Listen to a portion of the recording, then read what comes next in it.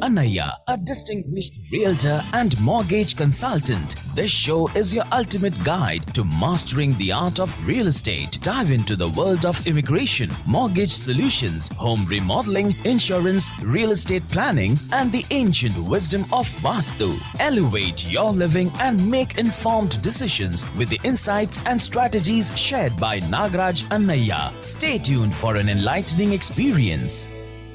Hello, Beria. Happy Friday. Thank you for joining in today. You might be traveling after 5 days of hard work and you're listening to us and 2 days to relax. This is the day all about giving you information about the real estate, immigration, remodeling, anything on the real estate we talk about.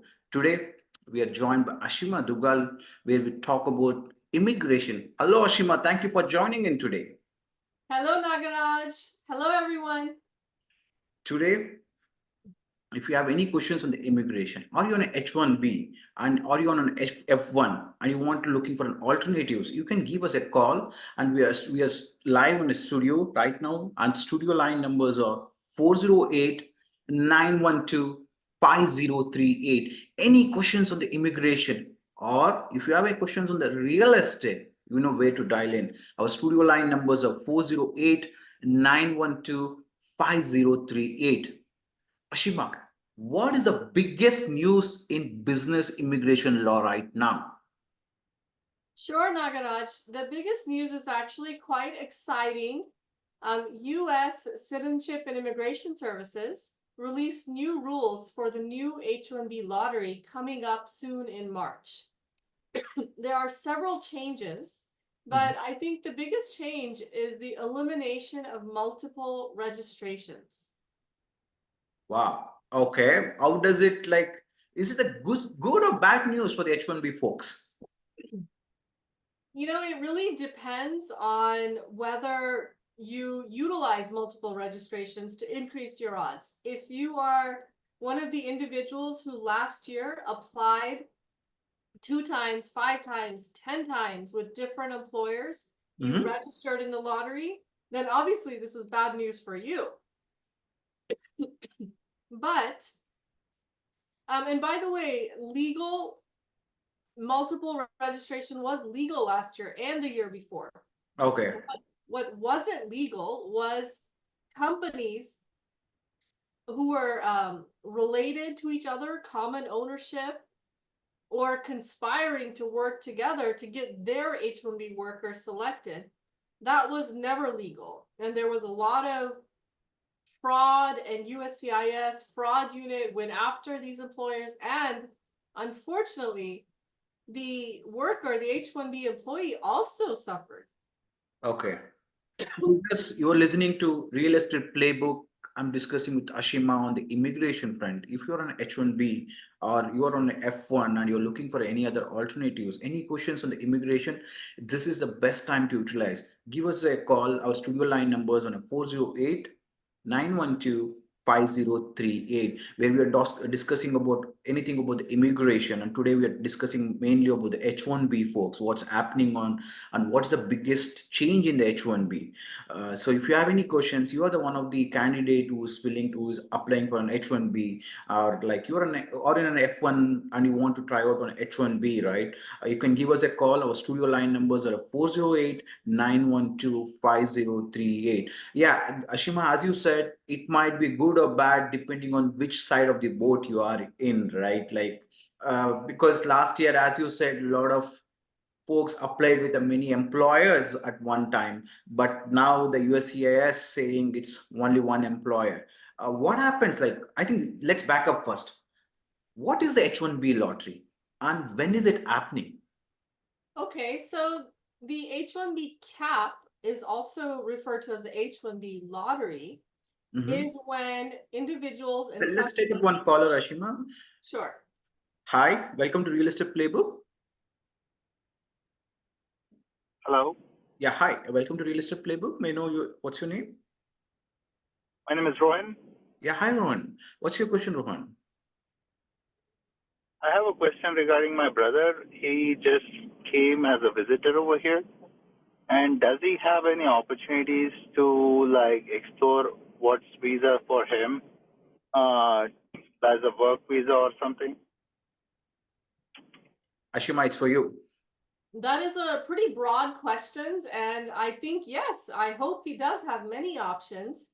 If he is looking for a job right now, depending on his qualifications, he could seek sponsorship in the H1B lottery. So it's perfect timing. There might be other options. Is he interested in starting his own company? I just need to know a lot more about what he does, his background, his resume. I do recommend scheduling a consultation. You're welcome to email me. This is probably a 30-minute conversation or 45-minute. Ashima, It seems like too. Yeah. What's the email, ma'am? Ashima@dougallaw.com. Ashima@google.com. we'll we'll give you the email at the end of the show. Please listen to it, and we give you the number also at the end of the show. You can listen to it, or you can reach out at 650-569-0333. One more thing, Rohan, all these recordings we are uploading on our YouTube channel, Nagaraj Annaya. You can go and listen to the podcast, and you can leave your comments also, and you can reach out to Ashima from there also. Okay, sounds good. Any other questions, Rohan? No, I don't have any as of. Thank you, Rohan, and best of luck for your journey. We have one more caller. Welcome to Real Estate Playbook. I think we lost the connection, Ashima. So I think as Rohan said, right, like it's a broad resume. What are the things as in a Rohan when he meets you, right? What are the things you need from him? Like you need his resume, and which technology are you working in? What do you need from them? So I begin my analysis of what kind of visa they might qualify through is by looking at their resume, looking at their degree. If they don't have any work history, then it's about the degree. Let's take one more caller. Welcome to Real Estate Playbook. May I know your name, please?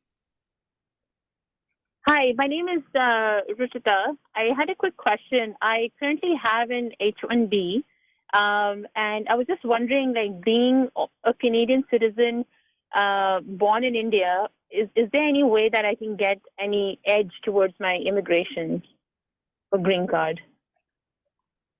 So, as you know, the country of birth is what controls your queue, your priority date. So unfortunately, if you're going through a perm process or another kind of employment-based green card, then you are stuck with your country of birth.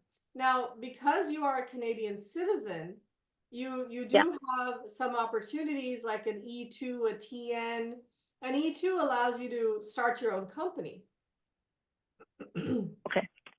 So, but as far as sponsorship or green card by your company, it is country of birth.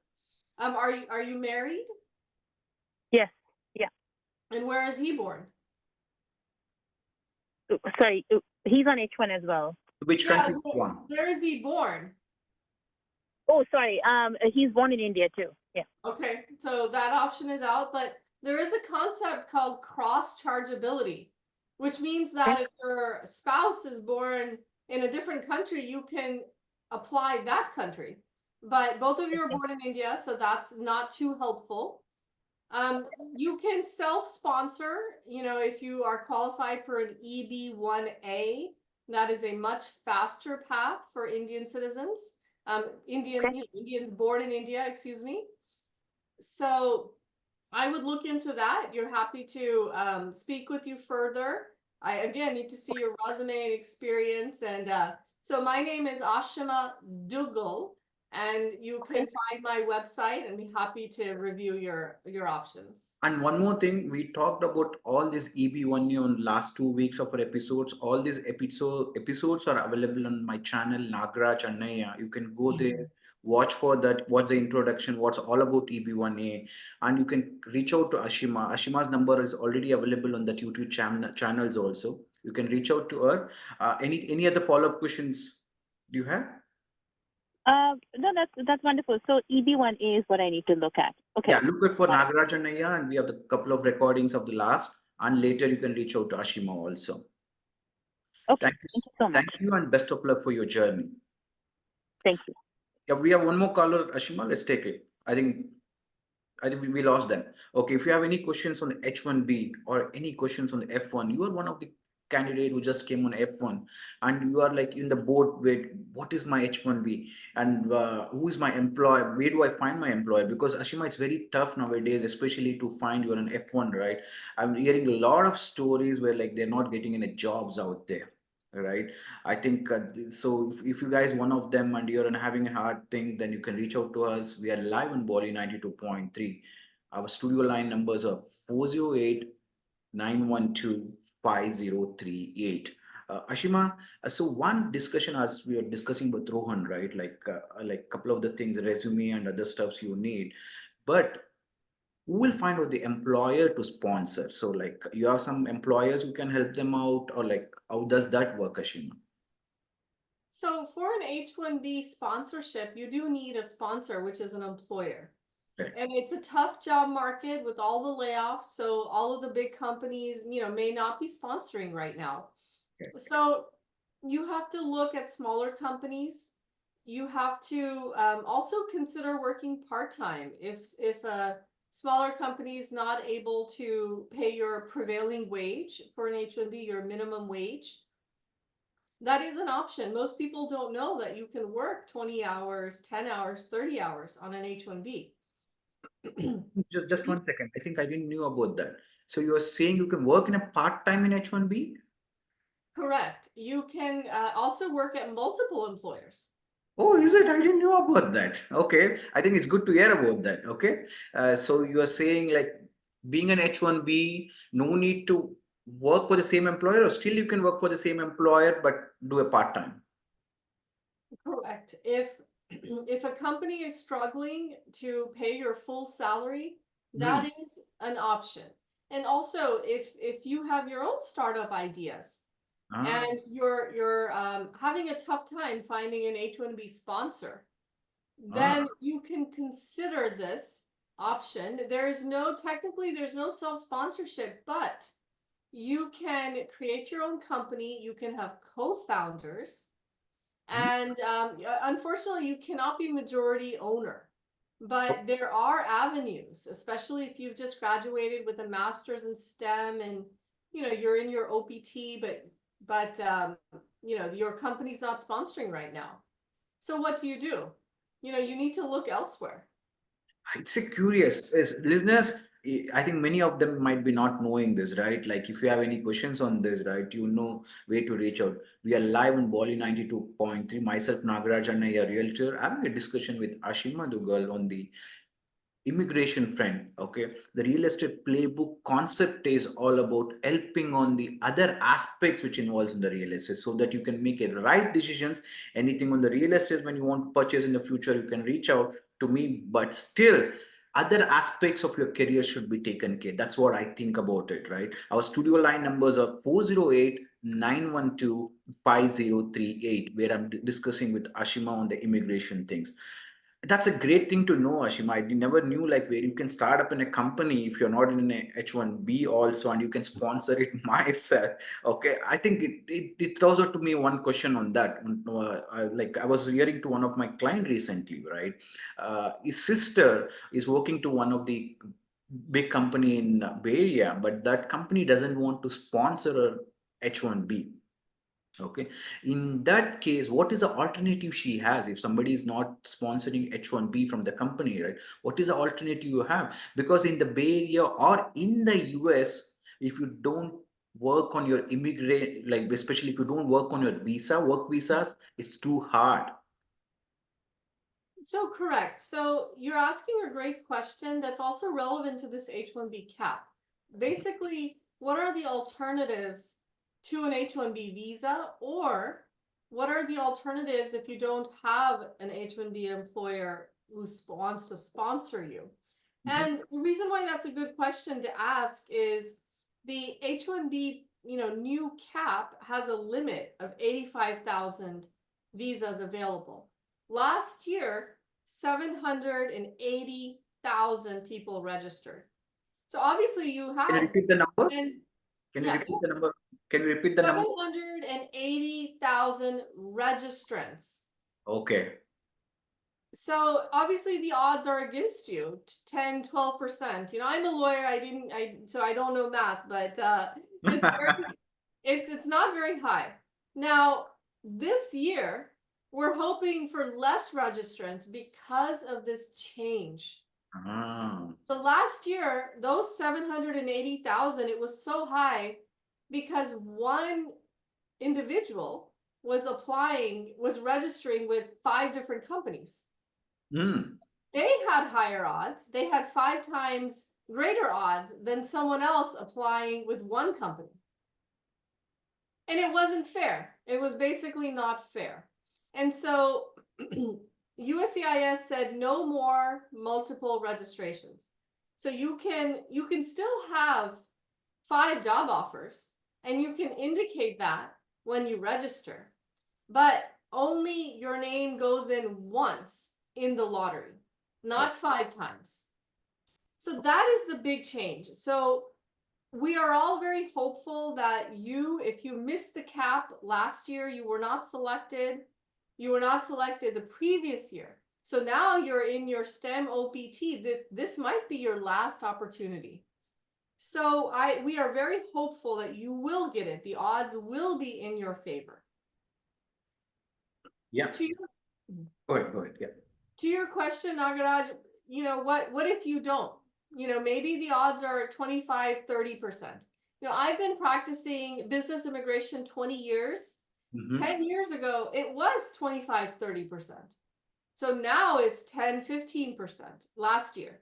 Yeah. So hoping it gets back to the normal 25, 30%. Now, you need to plan. If you're a master's candidate just graduating, you're in your first year OPT, you need to start planning. You might have 3 bites, you know, at the apple 3 times to apply.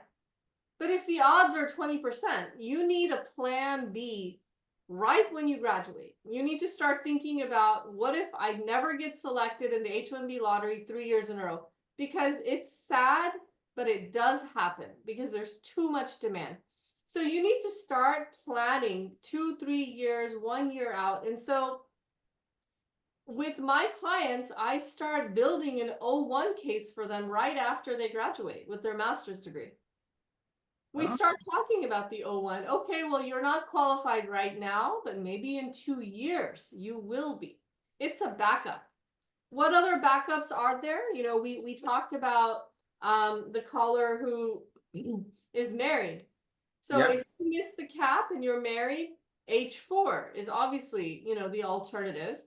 Hoping you can get an H4 EAD if there's an I-140 approved, of course. The other alternatives might be you work for a cap exempt employer, 10 hours, 15 hours a week. We're talking about universities, hospital systems, might be cap exempt. And then your employer can concurrently sponsor for you. Okay. So you work 30, 40, 50 hours with your company and 10, 15 hours with the cap exempt. That is another option. The O1 we talked about, F1. Let me give you the studio line numbers if somebody has a questions on the immigration front, right? We are live on Bali 92.3. Myself, Nagarajan, a realtor, discussing with Ashima on the immigration front. If you have any questions on the immigration, right, you can give us a call. Our studio line numbers are 408-912-5038. This number is only for the studio line. We'll give you the Ashima's number after the end of the show, or you can go to our YouTube channel and you can get the number from there also. Please continue, Ashima. Sure. So we were talking about alternatives to the H1B visa if you are not selected. And you need to start thinking about that right now. And we talked about the O1A. We talked about going back to school and getting a higher degree. We talked about the H4 dependent. Now, if you are with a multinational company, the other option could be that they transfer you abroad for 1 year. Ah, India or Canada or wherever, and then you qualify for an L1A manager or L1B specialized knowledge worker. And then in 1 or 2 years, you get to transfer back to the US. okay. I think that's nothing but you apply for in a EB1C category, right? Later, or that's a total. Exactly. If it's a management position, then yes. EB1C could be a path to a green card. Absolutely. See, listeners, a lot of people didn't knew what is the alternatives of the H1B. If you're one of the candidate who's you miss just on the H1B, right? These are the alternatives. And one more thing, right, Ashima, like a lot of dependents will be there in this, right? Like a lot of people on H4 EAD, they don't even think about these are the alternatives to figure out. For example, right? Like for example, we lot discussed on a EB1A how it works. We discussed about even the EB1C just now, right? And one more important is the O1. I think I need a couple of informations on the O1. How long this O1 is valid? Is it how different is from EB1A? So the O1 is a work visa valid for 3-year terms, Mhm. and you can renew it indefinitely. So the H1B is just 6 years, but unless you get a green card, then longer. But the O1 is 3 years, and it is perhaps a little easier to get than the EB1A that you mentioned, Nagaraj. That's a pathway to green card. Okay. O1 is not a green card. It's just a visa, alternative visa, right? For work visa. Correct. And some people think that, oh, well, I'm not a scientist or a professor. How can I get an O1? I'm not a musician. So if if you're just graduated with a master's degree, maybe you have a research paper publication. Okay. Maybe you are in a critical role at your company. Maybe you're making, a pretty high salary with stock. So you might qualify for an O1. And if you don't right away, well, Mhm. I suggest you start planning your plan B, which might be the O1.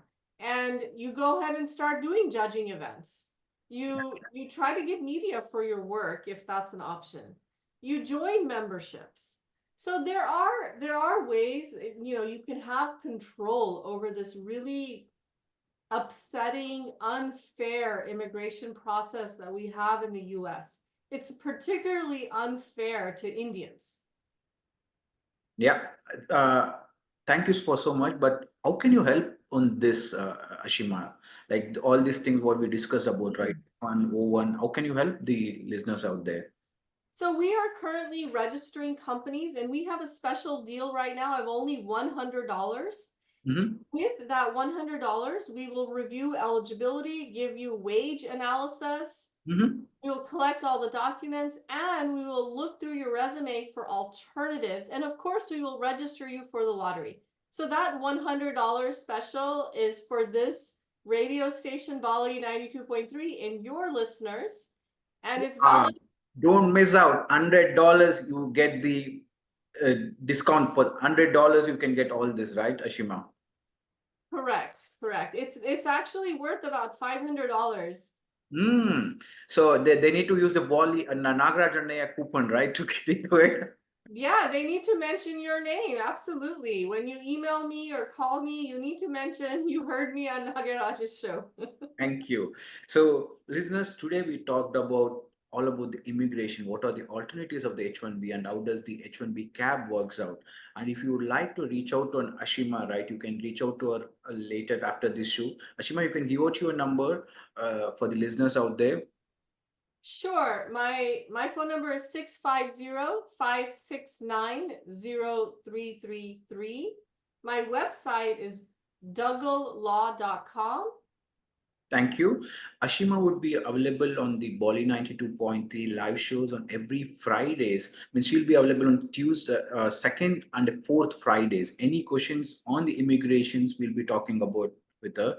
And all these recordings would be uploaded on my YouTube channel, Nagaraj Anaya. Don't forget to subscribe Nagaraj Anaya's channel for more insightful informations, not only about real estate. I just don't stick for a real estate. I want everybody to get educated on all the aspects of the real estate. Thank you so much for listening and have a wonderful evening. Thank you. Thank you for listening to Bali 92.3.